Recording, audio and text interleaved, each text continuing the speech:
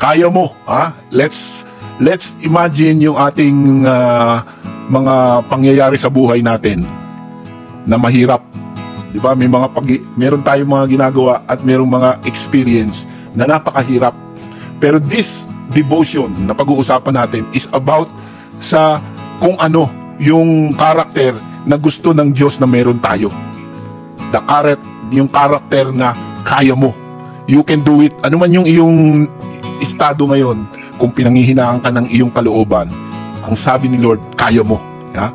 Sabi dito, sinabi sa kanya ni Yahweh, lumakad ka at gamitin mo ang buong lakas mo upang iligtas ang Israel mula sa mga Midianita. Ako mismo ang magsusugo sa iyo. Sumagot si Gideon, ngunit Panginoon, paano ko maililigtas ang Israel? Ang aming angkan, ang pinakamahina sa lipi ni Manase, at ako naman ang pinakahamak sa pamilya namin. Sinabi sa kanya ni Yahweh, makakaya mo ito sapagkat tutulungan kita. Matatalo mo ang mga Midianitang ito na para ka lang lumalaban sa isang tao. Judges chapter 6 verse 14 to 16. Ito yung istorya ni Gideon, na kung naalala nyo yung nung high school kami, meron namimigay ng Bible. Ito yung kinuwento nung namimigay ng Bible, yung Gideon 300. Yung si Gideon bilang isang normal at pangkaraniwang tao na inutusan para labanan yung mga Midianita. Di ba meron tayong mga fictitious character sa panahon natin ngayon, sila Superman, Batman, Spider-Man, sila Darna, Captain Barbell.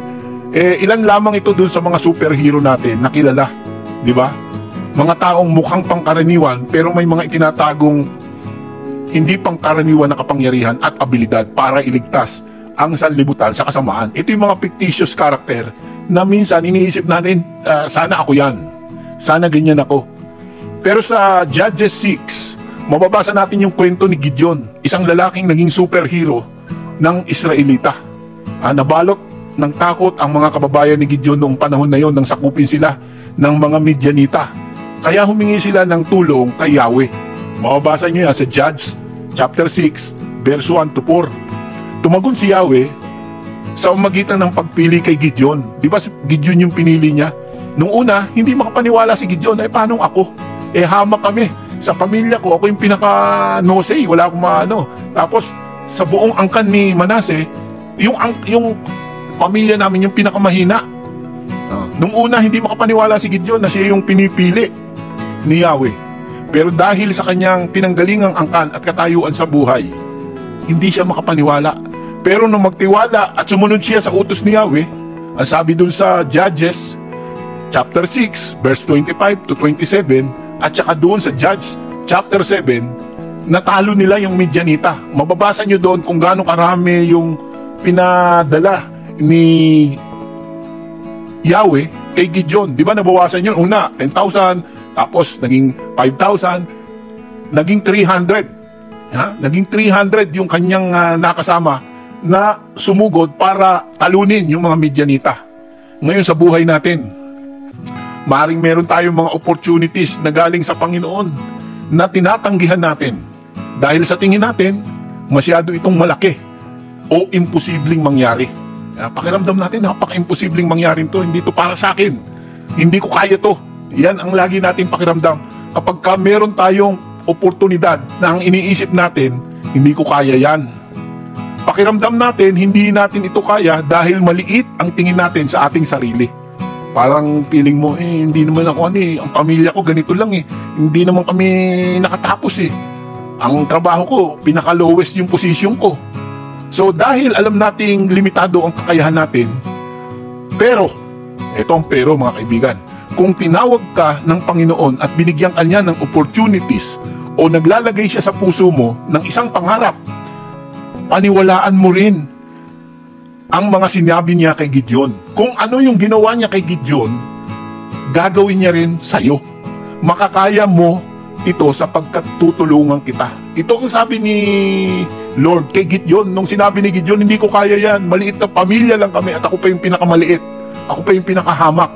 Anong sabi ni Lord kay Gideon? Makakaya mo yan sapagkat tutulungan kita.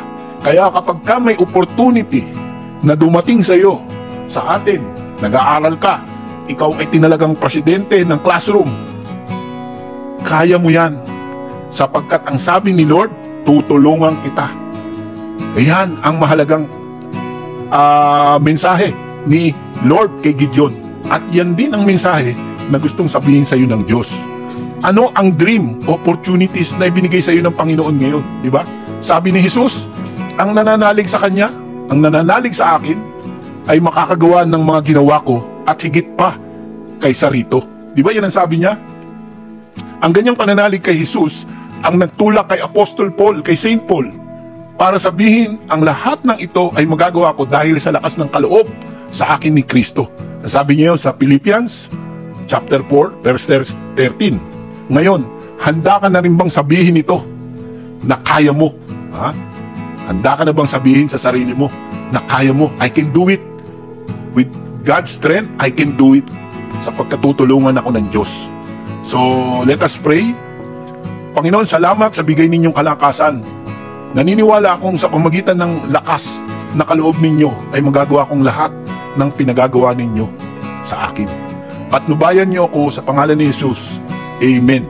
Ayon. At ang ating application, timbangin natin ang mga pros and cons ng isang mahalagang bagay na kailangan mong pagdesisyonan. Magtiwala ka na bibigyan ka ng Diyos ng karunungan, manalig ka, nakasama mo siya, at tutulungan ka niya. Kaya huwag kang panghihinaan ng loob. Dahil kung may dumating sa iyo na opportunity, huwag mong isipin ikaw lang mag-isa ang gagawa nun. Sapagkat sinabi ni Lord, makakaya mo ito sapagkat tutulungan kita. At sinabi rin ni Jesus na makakagawa tayo ng mga bagay na masigit pa sa kanyang ginawa kung mananalig tayo sa kanya. Kaya this is the wrap up of our study. Kaya mo.